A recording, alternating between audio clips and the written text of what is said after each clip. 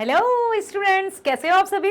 आशा करती हूँ आप सभी खुश होंगे, प्रसन्न होंगे। इसलिए तो फिर से आ गई हैं आपकी लाली मैडम मैग्नेट ब्रेन्स के हिंदी मीडियम चैनल पर आप सभी का स्वागत करने, और इतने अच्छे से स्वागत करने कि मजा आएगा, क्योंकि आज हम चलने वाले हैं किसी ऐसे जगह, किसी ऐसे स्थान पर जहां खूब घूमेंगे, मौज करेंगे और बहुत अच्छे अच्छे दृश्य को देखेंगे। अब आप सोच रहे हैं कैसे। सुनो सुनो सुनो, मैं बताती हूँ। सबसे पहले तो मैग्नेट ब्रेन्स पर आपका एक बार फिर से स्वागत, जहां पर कक्षा 7वीं से 12वीं तक की ऑनलाइन स्कूल एजुकेशन के साथ साथ सभी प्रकार की कॉम्पिटिटिव एग्जाम्स के वीडियोस भी 100% फ्री प्रोवाइड करता है मैग्नेट ब्रेन्स। तभी तो मैग्नेट ब्रेन्स है भारत का नंबर 1 प्लेटफॉर्म जो ऑनलाइन एजुकेशन 100% फ्री प्रोवाइड करता है। डियर विद्यार्थियों, डियर स्टूडेंट्स, मैं आप के साथ हमेशा वार्तालाप करती हूं और यही कहती हूं कि आपको अपने आप का ख्याल रखना है बहुत अच्छे से, क्योंकि हमें अपने स्वास्थ्य का ध्यान रखना है। स्वस्थ शरीर में ही स्वस्थ मस्तिष्क का वास होता है। जितने अच्छे से हम खुश होकर अपने जीवन को व्यतीत करेंगे, उतने ही अच्छे से हम सभी कार्यों को कर पाएंगे। यदि बोझिल से बने रहेंगे, यदि इंटरेस्ट के साथ हम कोई काम नहीं करेंगे, तो काम जैसे तैसे पूरा तो हो जाएगा, लेकिन उसका पूरा होना सिर्फ पूरा ही होना रहेगा। अब काम पूरा करना है या काम को बहुत अच्छे से पूरा करना है, वो डिपेंड करता है हमारे स्वास्थ्य पर। तो अपने आप का रखना है ख्याल, ताकि आपका स्वस्थ रहे और कार्य हो जाए कमाल तरीके से पूरा। जो कहते हैं ना कि भाई काम तो सभी करते हैं, लेकिन किसी का जो कार्य होता है उसकी प्रशंसा हो जाती है और किसी का कार्य सिर्फ कार्य होकर चला जाता है साइड से। अदरवाइज सभी अपना नाम स्वर्ण अक्षरों से नहीं लिखवा लेते। इसलिए हमें भीड़ का हिस्सा कभी नहीं बनना है। हमें तो वो बनना है जिसके लिए भीड़ एकत्रित हो सके। ठीक है, हमें उदाहरण दे देकर अपना जीवन व्यतीत नहीं करना है। हमें तो स्वयं उदाहरण बनना है कि कोई हमारा उदाहरण दे कि देखो उस बच्चे को, देखो स्टूडेंट को, देखो उनके बेटे को कितने अच्छे से काम करता है। यदि हमारी पहचान उदाहरण के रूप में हो जाए, तब समझ लीजिए कि हाँ, हम सही रास्ते पर जा रहे हैं। और सही रास्ते पर जाने के लिए अपने आप को रखना है फिट। ठीक है, स्वास्थ्य का रखना है बहुत ख्याल, खाने पीने का, जागने सोने का, हर चीज का, मनोरंजन का भी, स्वास्थ्य का भी, मानसिक रूप से भी हमें खुश रहना है। जिस कारण हम काम करते हैं, सिर्फ ये मत सोचो कि काम के लिए काम करना है। अरे भाई, इंटरेस्ट से काम करना है, क्योंकि जो भी हमारे हिस्से में काम है वो हमारा ही है। ये मत सोचो कि अरे उसका काम इतना अच्छा है, मेरा काम ऐसा है, वो कितने मजे से काम करता है लेकिन मेरा काम तो इतना छोटा है। मत सोचो, क्योंकि हमेशा दूर के ढोल सुहावने लगते हैं और हर चमकने वाली चीज सोना नहीं होती है। तो ये डिपेंड करता है हम पर कि हम अपने काम को कितने इंटरेस्ट के साथ करते हैं और उसी को बेस्ट बना लें, ताकि लोग देखें, अरे वाह यार, ये कितने अच्छे से अपने काम को करता है, ये तो बड़े खुश होकर करता है। लोग जलेंगे कुछ तो लोग कहेंगे, लोगों का काम है कहना। क्योंकि एक दोहा भी बता देती हूं मैं, कबीरदास जी का दोहा है, अच्छे से पढ़ गाकर बताऊं। हंसती चढ़िए ज्ञान को सहज दुली चाडारी, हंसती चढ़िए ज्ञान को सहज दुली चाडारी, स्वान रूप संसार है, भूकन दे झक मार कबीरा, भूकन दे झक मार। समझ में आया? समझ में आया? चलो बता देती हूं। कबीरदास जी के जो भी दोहे हैं, जो भी कबीरदास जी की साखियां हैं, वो लगभग, क्योंकि 1400 ईस्वी में उनकी रचनाएं हुई, तभी के हैं कबीरदास जी, लेकिन आज भी उनकी दोहे या साखियां वर्तमान परिप्रेक्ष्य में भी एकदम सटीक बैठती हैं, सही बैठती हैं, क्योंकि उनके दोहे में वास्तविक जीवन से जुड़े हुए पहलू शामिल थे। उन्होंने कहा, हस्ती चढ़िए ज्ञान को सहज दुली चढ़ारी, मतलब अपने काम को बिल्कुल निरंतरता के साथ, पूरे समर्पण भाव के साथ करते जाइए और आप धीरे धीरे, आपको ही पता नहीं चलेगा कि कब आप सफलता की सीढ़ी पर पहुंच गए। और सुनो मेरी बात, ध्यान से सुनो, इधर आओ। जब हम धीरे धीरे सफलता की सीढ़ी पर पहुंचने लगते हैं ना, तो जो हमारे साथ पहले थे, अब वो तो रह गए पीछे। फिर उनके मन में जलन की भावना उत्पन्न हो जाती है और वो यहाँ वहाँ की बातें करते हैं। तो उन बातों पर हमें ध्यान नहीं देना है, हस्ती चढ़िए ज्ञान को सहज दुलीचा डारी। और उन्होंने तो इतना तक कहा है कबीरदास जी ने कि श्वान रूप संसार है भूकन दे झक मारी। वो हमारे कार्य में बाधा उत्पन्न भी कर सकते हैं, हमारी लेग पुलिंग जिसको टांग खींचना कहते हैं वो भी करेंगे, तरह तरह से हमें भ्रमित करने की कोशिश करेंगे, लेकिन हमें उनकी बातों पर ध्यान नहीं देना है। क्योंकि संसार की तुलना, ऐसे व्यक्तियों की तुलना उन्होंने कुत्ते के समान की है कि जब गली में हाथी आता है ना, हाथी जब अच्छे से गुजरता है तो जो रहते हैं गली के कुत्ते वो भौंकते हैं, क्योंकि उनको डर लगता है। क्योंकि गली कुत्ता कहते हैं ना, गली का कुत्ता अपनी गली का कुत्ता शेर समझता है अपने आप को। और जब हाथी को वो उस गली में देखता है तो उसे डर लगता है कि ओ, यदि ये इतना बड़ा प्राणी इस गली में आ गया, हमारे एरिया में आ गया, तो हमें तो कोई पूछने वाला नहीं है, हमारी तो कोई वैल्यू नहीं है। तो वो उसको भौंकता है, कुत्ते हाथी पर भौंकते हैं। अच्छा बताओ, कुत्तों के भौंकने से क्या हाथी डरकर भाग जाएगा? बोलो नहीं ना, क्योंकि उसको पता है कि मैं क्या हूं, मैं कौन सा कार्य कर रहा हूं। और ये आत्मविश्वास तभी आता है जब हम अपने कार्य में 100% देते हैं और कार्य को पूरी लगन और मेहनत से करते हैं, कभी भी काम चोरी नहीं करते हैं। इसलिए हस्ती चढ़िए ज्ञान को सहज दुलीचा डारी, बस बढ़ते जाइए आराम से, साधारण सहजता के साथ, ना तो अधिक घमंड करना है, ना आलस्य में खोए रहना है, ठीक है। सहजता के साथ आगे बढ़ो, हस्ती चढ़िए ज्ञान को सहज दुलीचा डारी, श्वान रूप संसार है भूकन दे झक मारी। कुछ तो लोग कहेंगे, लोगों का काम है कहना छोड़ो बेकार की बातों को, कहीं हमारा काम ना रह जाए पीछे। तो हमें सिर्फ काम करना है, कर्म करना है और निरंतरता के साथ आगे बढ़ना है। कभी भी ये मत सोचना कि मेरा काम छोटा है, उसका काम बड़ा है, या ये मेरा काम है। आप जो भी कार्य करते हैं बस उसमें बेस्ट तरीके से करो, फिर देखोगे कि आप जिस फील्ड में हो ना उसमें आपका नाम चमक जाएगा। समझ में आया? क्योंकि कार्य तो सबके अलग अलग होते हैं, एक ही कार्य होता तो क्या होता भला? सभी यदि टीचर बन गए होते तो सीखता कौन?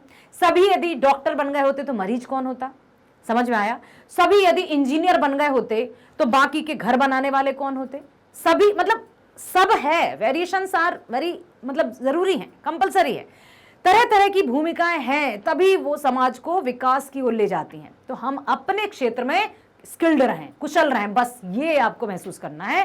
महसूस करना मतलब यही प्रयास करना है। ओके, तो इस वीडियो में मैं लेकर आई हूं आपकी पाठ्य पुस्तक गोधूली भाग 2 का पाठ है 9। क्या नाम है? आविन्यो। अब भाई ये आविन्यो क्या है? यहां देख लो जरा, क्या कोई ऐसी जगह है जहां पर मस्त तरीके से देखो आप, क्या नजारा है, क्या दृश्य है, लग रहा है जैसे अभी इसमें बिल्कुल एंटर हो जाए और वहीं का हिस्सा बन जाए। बिल्कुल, लेखक हैं अशोक वाजपेयी जी। इन्होंने फ्रांस के एक शहर की चर्चा की है और वहां वे स्वयं गए थे, शायद वही है। तो सबसे पहले हम फ्रांस जाने से पहले लेखक परिचय को जान लें, लेखक के बारे में जानकारी प्राप्त कर लें कि अशोक वाजपेयी जी का जन्म कब हुआ था, कहाँ हुआ था, शिक्षा दीक्षा क्या थी, वो सब जानते हैं। तो आ जाओ मेरे साथ और चलते हैं अशोक वाजपेयी जी के जीवन परिचय की ओर। पुनः हम नमन करते हैं अशोक वाजपेयी जी को, मुस्कुराते हुए चेहरे को, अनुभव से भरपूर व्यक्तित्व को, जिन्होंने अपनी कला और कलम के माध्यम से हम सबको नई दिशा प्रदान की। अशोक वाजपेयी जी का जन्म 16 जनवरी सन 1941 को दुर्ग छत्तीसगढ़ में हुआ था। जन्म कहाँ हुआ था? छत्तीसगढ़ में, लेकिन किंतु उनका मूल निवास सागर मध्य प्रदेश है। हुआ तो था उनका जन्म छत्तीसगढ़ में, लेकिन वे रहने मतलब पूरा उनका जो जीवन है वो बीता सागर, जो कि मध्य प्रदेश में स्थित है। ठीक है। उनकी माता का नाम था निर्मला देवी और पिता का नाम परमानंद वाजपेयी। उनकी प्रारंभिक शिक्षा गवर्नमेंट हायर सेकेंडरी स्कूल सागर से हुई। फिर सागर विश्वविद्यालय से उन्होंने बीए और सेंट स्टीफेंस कॉलेज दिल्ली से अंग्रेजी में एमए किया। उन्होंने वृत्ति के रूप में भारतीय प्रशासनिक सेवा को अपनाया। वे भारतीय प्रशासनिक सेवा के कई पदों पर रहे और महात्मा गांधी अंतर्राष्ट्रीय हिंदी विश्वविद्यालय के प्रथम कुलपति भी रहे। उसी से वे सेवानिवृत्त हुए। ठीक है। संप्रति वे दिल्ली में भारत सरकार की कला अकादमी के निदेशक हैं। अशोक वाजपेयी जी की लगभग 3 दर्जन मौलिक संपादित कृतियां प्रकाशित हैं। 3 दर्जन कितने होते हैं बताओ जरा? 1 दर्जन में कितने शामिल होते हैं? बोलो जल्दी बोलो, लिखो लिखो लिखो, हाँ लिखो। 12 और 3 दर्जन मतलब 12 का पहाड़ा पढ़ो। हिंदी में पढ़ते हो अंग्रेजी में पढ़ते हो? अपन तो हिंदी मीडियम में बताऊंगी मैं। 12 एकम 12, 12 दूनी 24, 12 तिया 36, ऐसा। तो देखो यहाँ पर अशोक वाजपेयी जी की लगभग 3 दर्जन मौलिक 36 मौलिक और संपादित कृतियां प्रकाशित हैं। देखो कौन कौन सी, शहर अब भी संभावना है, एक पतंग अंत में, तत्पुरुष, कहीं नहीं वहीं, बहुरी अकेला, थोड़ी सी जगह, दुख चिट्ठी सा आदि उनके कविता संकलन है। मतलब कि ना वे केवल गद्य रचना करते थे बल्कि कविताएं भी लिखते थे। फिलहाल कुछ पूर्वग्रह, समय से बाहर, ये सब रचनाओं के नाम है। कविता का गल्प, कवि कह गया है आदि उनकी आलोचना की पुस्तकें हैं। आलोचक भी हैं, आलोचक समझते हो? आलोचक का अर्थ होता है ऐसे गद्यकार, ऐसे साहित्यकार जो अपनी रचना के माध्यम से साहित्य की अच्छाइयों और कमियों को जागृत करते हैं, साथ ही साथ कमियों को कैसे पूरा किया जाए वो भी बताते हैं, उनको आलोचक कहा जाता है। आलोचना का अर्थ निंदा कतई नहीं होता है। आलोचना मतलब मान लीजिए हमने किसी मूर्ति में कोई कमी दिखाई तो हम सिर्फ ऐसे कह के नहीं चल जाएंगे अरे इस मूर्ति की ऐसा होना चाहिए था, या यूं कहेंगे ये मूर्ति में कमी है चलो हमें नहीं देखना और हम चले गए। नो, दिस इज नॉट आलोचक। आलोचक उसकी कमी बताएगा, उसको कैसे सही करना चाहिए वो भी बताएगा और उसमें और पहली वाली में अंतर स्थापित करेगा, तब जाकर वो आलोचक कहलाता है। तो इनकी आलोचना भी है। उनके द्वारा संपादित पुस्तकों की सूची भी बहुत लंबी है। तीसरा, साक्ष्य, साहित्य विनोद, कला विनोद, कविता का जनपद, मुक्ति बोध, शमशेर और अज्ञे, ये तो लेखक हैं, शमशेर बहादुर सिंह जी और हीरानंद सच्चिदानंद वात्सायन अज्ञे। अज्ञे जी का पूरा नाम पता है आपको? हीरानंद सच्चिदानंद वात्सायन अज्ञे जी की चुनी हुई कविताओं का संपादन आदि। उन्होंने कई पत्रिकाओं का संपादन किया है जिनमें, अब पत्रिकाओं के नाम देखो, संवेद, पहचान, पूर्वग्रह, बहुवचन, कविता एशिया, समास आदि प्रमुख हैं। अशोक वाजपेयी जी को साहित्य अकादमी पुरस्कार, दयावती मोदी कवि शिखर सम्मान, फ्रेंच सरकार का office of the order of France 2004 सम्मान आदि प्राप्त हो चुके हैं। कितनी सारी रचनाएं, मतलब सोचो कि हम लोग पढ़ने में इतना समय ले रहे हैं, उन्होंने रचनाएं कर डाली इतनी। धन्य है अशोक वाजपेयी जी। सर्जक, सर्जक मतलब रचना करने वाला, ठीक है। साहित्यकार अशोक वाजपेयी जी द्वारा रचित प्रस्तुत पाठ में एक संलिष्ट रचना धर्मिता की अंतरंग झलक है। कैसी? यह पाठ उनके आविन्यो नामक गद्य एवं कविता के सृजनात्मक संग्रह से संकलित है। इसी नाम के संग्रह में उनकी सृजनात्मक गद्य की कुछ रचनाएं और कविताएं हैं, जिनमें से दोनों विधाओं की 2 रचनाओं के साथ पुस्तक की भूमिका भी किंचित संपादित रूप में यहां प्रस्तुत है। आविन्यो, दक्षिणी फ्रांस। अब देखो आखिर आविन्यो क्या है? तो आविन्यो दक्षिणी फ्रांस का एक मध्ययुगीन ईसाई मठ है, ईसाई मठ, जहां लेखक ने 21 दिनों तक एकांत रचनात्मक प्रवास का अवसर पाया था। मतलब वे गए थे वहां और लगभग 19-20 दिन तक वे वहां रहे और वहीं उन्होंने कई रचनाएं कर डाली। कहते हैं ना, कवि जब भी कवि या लेखक या रचनाकार ऐसे भीड़ भाड़ में रहकर रचना नहीं करते हैं। एकांत, जब एकांत चाहिए तभी जाकर हमारा मन, हमारी सद्बुद्धि, हमारे विचार हमारे साथ रहते हैं, क्योंकि नहीं तो ध्यान भटकता रहेगा, यहाँ वहाँ कहाँ जाने कहाँ। तो वहां पर रहकर उन्होंने लेखक ने 21 दिनों तक एकांत रचनात्मक प्रवास का अवसर पाया था। रचनात्मक प्रवास मतलब एक जगह से दूसरे स्थान पर जाना, और वो भी रचनात्मक मतलब क्रिएटिव प्रवास। माइग्रेशन प्रवास मतलब माइग्रेशन तो नहीं, लेकिन हाँ एक दूसरे जगह रहना। तो उन्होंने वहां क्या किया होगा? वहां पर ऑफकोर्स उन्होंने रचना की होंगी, क्योंकि एकांत में ही रचनाएं बहुत अच्छे से संभव हैं। प्रवास के दौरान लगभग प्रतिदिन गद्य और कविताएं लिखी गई। लो, हो गई ना बात कि लगभग 20 दिन तक वो रहे वहां पर, 18 से 20 दिन तक वे रहे, और वहां पर उन्होंने कई गद्य और कविताएं, सिर्फ कविता नहीं है, कविताएं लिखी, प्लूरल है, बहुवचन है, तो कई गद्य भी लिखे और कई कविताएं भी लिखी। इस तरह हिंदी ही नहीं, भारत के भिन्न स्थान और परिवेश के एकांत प्रवास में एक निश्चित स्थान और समय से अनुबद्ध मानस के सृजनात्मक अनुष्ठान का साक्षी है पाठ। एक वैश्विक जागरूकता और संस्कृति बोध से परिपूर्ण रचनाकार के मानस की अंतरंग झलक पेश करते हुए यह दिखाता है कि रचनाएं कैसे रूप आकार ग्रहण करती हैं। समझ आया?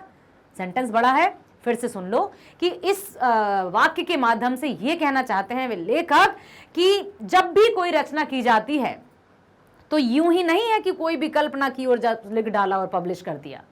रचनाएं गहरी होती, अंतरंग मतलब अंदर के मन के भाव, बाहर की दुनिया, अनुभव, अनुभूति सब कुछ शामिल होता है रचनाओं में। जो भी कभी, जैसे मेरी आदत है, मेरी भी आदत बन चुकी है कि मैं अपने स्टेटस पर डेली एक सुविचार लिखती हूं, और ये आदत ऐसे ही थोड़ी बन गई है। ये कई सुविचार पढ़े गए, जैसे स्वामी विवेकानंद जी, डॉक्टर APJ अब्दुल कलाम जी, और भी सुविचार पढ़ती थी और पहले उनके सुविचार अपने स्टेटस पर लिखती थी। लेकिन धीरे धीरे मुझे ही पता नहीं चला कि कब मैं स्वयं सुविचार लिखने लगी, थॉट्स लिखने लगी और फिर उनको पोस्ट करने लगी। तो ये कब आता है, विचारों की उथल पुथल या विचारों का जो समागम कब मस्तिष्क में आता है? जब हम उस परिवेश में रहें। ठीक है, तो यहां पर जिस माहौल में हम रहते हैं, जिस परिवेश में रहते हैं, वैसा ही हमारा जो व्यक्तित्व है वो निर्मित होता है। इसलिए तो कहते हैं कि अच्छा माहौल, अच्छा मित्र, अच्छे परिवार या अच्छे संस्कार या अच्छी संस्कृति, अच्छे माहौल में हमें रहना है। हमें मित्र भी बड़े अच्छे से सोच समझकर बनाना है, ताकि, क्योंकि कहते हैं ना, मित्रता का प्रभाव हमारे जीवन पर बहुत बहुत बहुत गहरा पड़ता है।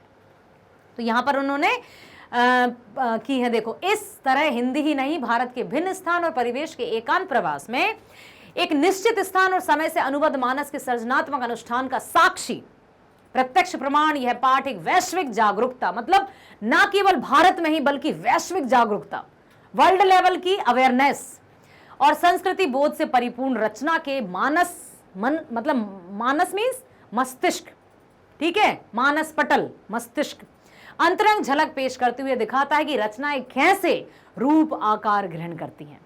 रचनाएं किस तरह से, कोई भी रचना क्यों ऐसा कहता है कि वाह क्या रचना है, वाह क्या बात है। जैसे राष्ट्र हास्य कवि सुरेंद्र शर्मा जी का नाम आपने सुना होगा। वो अपनी बातों में कितनी सहजता के साथ बात कह जाते हैं और सामने वाले अपनी हंसी नहीं रोक पाते और वो यूं ही बिल्कुल कह जाते हैं सहजता के साथ। तो ये क्या है? ये कला है, समर्पण है।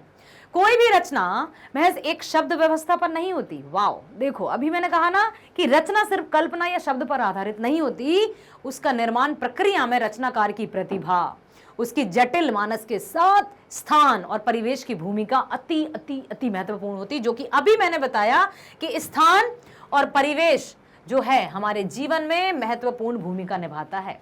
किस एरिया में हम रहते हैं, किस फ्रेंड सर्किल में हम रहते हैं, उसका प्रभाव हमारे जीवन, हमारी सोच, हमारी विचार सब पर पड़ता है। इसलिए यदि हमें चमकना है सूरज की तरह, तो हमें साथ भी ऐसा ही चाहिए। ठीक है, चलो आगे चलें। देखो यहां पर एक चित्र दिखाई दे रहा है कि आप जूम करके देख सकते हैं, अविन्यो का दृश्य है ये। अब चलते हैं हम पाठ के सार की तरफ, जो कि हम जान चुके हैं कि लेखक ने अपने प्रवास का यहां पर वर्णन किया है। ठीक है, उन्होंने ये बताया कि वे कब कहाँ गए थे, तारीख दिनांक भी उन्होंने बताई है कि कब से कब तक वो वहां रहे, और वहां रहकर आविन्यों में रहकर उन्होंने किस तरह से रचनाएं की, ये भी बताया है। लगभग 10 वर्ष पहले पहली बार आविन्यो गया था। पास्ट की उन्होंने अनुभव हमारे साथ साझा किए हैं। दक्षिण फ्रांस में रोन नदी के किनारे बसा एक पुराना शहर है, जहां कभी कुछ समय के लिए पोप राजधानी थी, और अब गर्मियों में फ्रांस और यूरोप का एक अत्यंत प्रसिद्ध और लोकप्रिय रंग समारोह हर वर्ष होता है। मतलब जो आविन्यो शहर है वो कहाँ है? फ्रांस में, याद रखना। और वहां पर पहले वो राजधानी हुआ करता था, और अब हर वर्ष कुछ ना कुछ वहां पर ये लिखा है ना, हर वर्ष समारोह होता है। उस वर्ष वहां भारत केंद्र में था। पीटर बुक का विवादास्पद महाभारत पहल प्रस्तुत किया जाने वाला था, और उन्होंने मुझे निमंत्रण भेजा। रोन नदी के दूसरे और आविन्यो का एक हिस्सा है जो लगभग स्वतंत्र है, नाम है विलनव आविन्यो। वहां दरअसल फ्रेंच शासकों ने पोप की गतिविधियों पर नजर रखने के लिए किला बनवाया था। किला, अच्छा हाँ, किले या दुर्ग, फोर्ट आपने सुने होंगे ना। ऊंचाई स्थान पर क्यों बनते थे? पर्वतों, मतलब ऊंचे स्थान पर बनते थे। क्यों बनते थे ऊंचाइयों पर?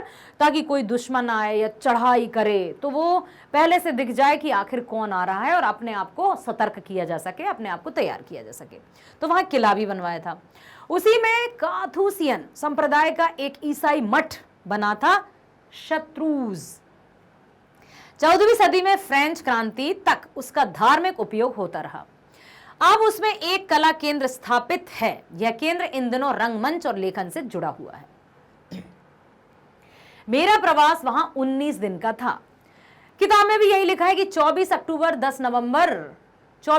से 10 नवंबर 1994 की दोपहर तक।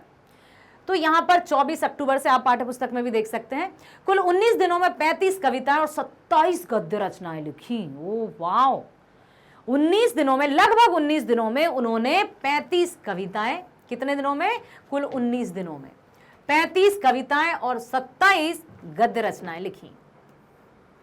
आविन्यो फ्रांस का एक प्रमुख कला केंद्र रहा है। ठीक है, आविन्यो फ्रांस का एक प्रमुख कला केंद्र रहा है। पिकासो की विख्यात कृति का शीर्षक है लामा दामोल जेल्दा। आविन्यो प्रतीक्षा करते हैं, पत्थर किसी देवता या काल की पता नहीं किसकी प्रतीक्षा करते हैं। पत्थर धीरज से रेशा रेशा झिरते हुए, शिरा शिरा घिलते हुए प्रतीक्षारत रहते हैं। एंथन बिना शब्द कविता लिखते हैं पत्थर, पता नहीं किसकी प्रतीक्षा करते हैं पत्थर। अब वहां के शहर का उन्होंने वर्णन किया है और साथ ही साथ ये बताना चाहते हैं कि वहां पर रहकर उन्होंने, सोचो, लगभग 35 कविताएं लिखी, 27 गद्य रचनाएं लिखी, फ्रांस के एक ऐसे स्थान पर जो पहले राजधानी हुआ करता था और अब वो बन गया है एक ऐसा स्थान जहां पर प्रतिवर्ष, देखा था अभी हमने, प्रतिवर्ष क्या होते हैं वहां पर? समारोह, रंग समारोह हर वर्ष होते हैं अब आविन्यो में। ठीक है,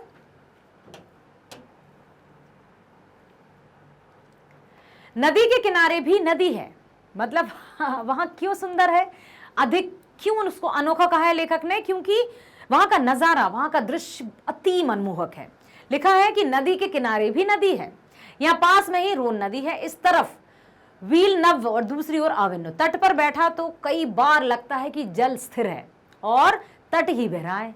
वाह, अरे हाँ, कितनी अच्छी बात कही। आपने अनुभव किया होगा, मैं बता रही हूँ क्या अनुभव किया होगा। अब आप सोच रहे हैं मैंने, हम थोड़ी गए आविन्यो, अरे बाबा वो नहीं कह रही हूँ। यहाँ पर लिखा है कि तट पर बैठा, तट मतलब किनारा। ठीक है, जब वो नदी के किनारे पर बैठे तो उन्हें कई बार पता है क्या लगा कि जल स्थिर है और जो तट है वो बह रहा है। जैसे कि जब कभी हम ट्रेवल करते हैं, खासतौर से कभी हम लंबा सफर तय कर रहे हों, तो हमें क्या लगता है कि हमारी ट्रेन या बस स्थिर है, पेड़ पौधे चल रहे हैं। बताओ बताओ बताओ, तो ऐसा महसूस किया है? किया है ना? किया है, क्योंकि हाँ मैंने भी किया है। जब हम ट्रेन में या बस में, बहुत ऐसा नहीं कि तुरंत बैठे हो तुरंत उतर गए, लंबे सफर पर जा रहे हो तो हमें लगता है कि हमारी बस तो वहीं है या हमारी ट्रेन तो वहीं है, ये पेड़ पौधे ये सब कुछ चल रहा है। तो ठीक ऐसा ही लेखक ने भी महसूस किया कि जब वो नदी के किनारे बैठते थे और वो निहारते रहते थे, क्योंकि वहां पर वो सोच भी रहे हैं, उनकी रचनाओं के लिए चल रही बात है, तो कल्पना है, ठीक है, सोच विचार, तो उनको ऐसा लगता था कि जल स्थिर है और किनारा चल रहा है। नदी तट पर बैठना भी नदी के साथ बहना है। वाह, कई बार नदी स्थिर होती है, हम तट पर बैठे रहते हैं। नदी के पास होना नदी होना है। नदी किसी को अनदेखा नहीं करती, वह सबको भिगोती है, अपने साथ करती है। उसी प्रकार कविता में हम बार बार ही शामिल हो जाते हैं। तभी तो कहा जाता है कि कविताएं कभी भी पुरानी नहीं होती। कविताएं जो हैं वो हमेशा नई बनी रहती हैं। कई वर्षों पहले की, जैसे आला समझते हो, आला गीत होता है, रामचरितमानस की बात करें, चौपाइयों की बात करें, भागवत गीता की बात करें, कुरान की बात करें, गुरु ग्रंथ साहिब की बात करें, बाइबल की बात करें, कई वर्ष पहले जैसे गोस्वामी तुलसीदास जी ने रामचरितमानस लिखा, वाल्मीकि जी ने रामायण लिखी, युगों युगों की बात है, लेकिन आज भी वो उतनी ही मतलब महत्वपूर्ण है या उतना ही मूल्य रखती है। तो यहाँ पर कवि ये कहना चाहते हैं कि नदी के साथ जब हम प्रकृति के साथ अपना समय व्यतीत करते हैं ना, तो प्रकृति हमें भी अपने साथ ले जाती है। नदी के साथ किसी को अनदेखा नहीं करती, सबको भिगोती, अपने साथ करती। उसी प्रकार कविता में हम बार बार ही शामिल हो जाते हैं। ये होती है कविता की, मतलब कविता और नदी को उन्होंने एक साथ बताया है, एक समान बताया है कि जैसे नदी हमें भिगो देती है ना, वैसे ही कविता भी हमें भाव विभोर कर देती है। जो भी कवि या कविताएं या रचनाएं हम पढ़ते हैं तो ऐसा लगता है कि हम भी उसी का हिस्सा हों।